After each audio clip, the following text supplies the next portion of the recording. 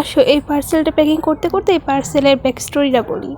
তো কালকে আমার এক ফ্রেন্ডের কাজিন মানে একটা বড় আপু, উনি আমার কাছে এই ক্যান্ডেলগুলো অর্ডার করে। উনি হলো 15 দিন পরে আবার আসবে এখানে, মানে বাপের বাড়ি আসবে। তো উনি আমার কাছে অর্ডার করে যেন আমি টাইম নিয়ে বানাই। পরে আমিও হাতে টাইম আছে বলে একটু আলসেমি করছিলাম, মানে ওনারটা আর কি বানাইনি। দেন আপু আজকে সকালে 12টা বাজে আমাকে মেসেজ দিয়ে বলতেছে যেন আমি তাকে বানিয়ে দিই, সে 3টা বাজে চলে যাবে। তো আমি আপুকে বললাম আচ্ছা ঠিক আছে বানিয়ে দিই, অল্প কয়টা আইটেম যেহেতু বানিয়ে দিতে পারবো। তো আমি আসলে তাড়াহুড়ো করে বানাচ্ছিলাম, কারণ হাতে 3-4 ঘন্টা, তো বেশি টাইম নিয়ে আমি বানাচ্ছিলাম। দেখতেছি যে এই জিনিসগুলোতে ফ্রস্টিং পড়ে গেছে, আবার কালারগুলো ঠিকভাবে আনতে পারছি না। দেন 3-4 বার আর কি এগুলোকে মেক করছি।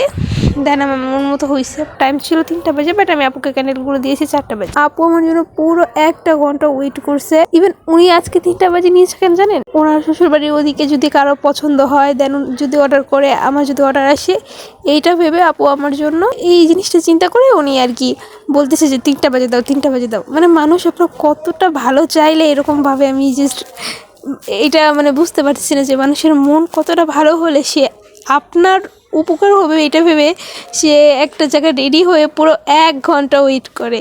আজকে আমার ভিডিওটা সুন্দর না হলেও কিন্তু ভিডিওর পিছনের স্টোরিটা আসলেই খুবই সুন্দর। আপুকে অনেক বেশি ধন্যবাদ।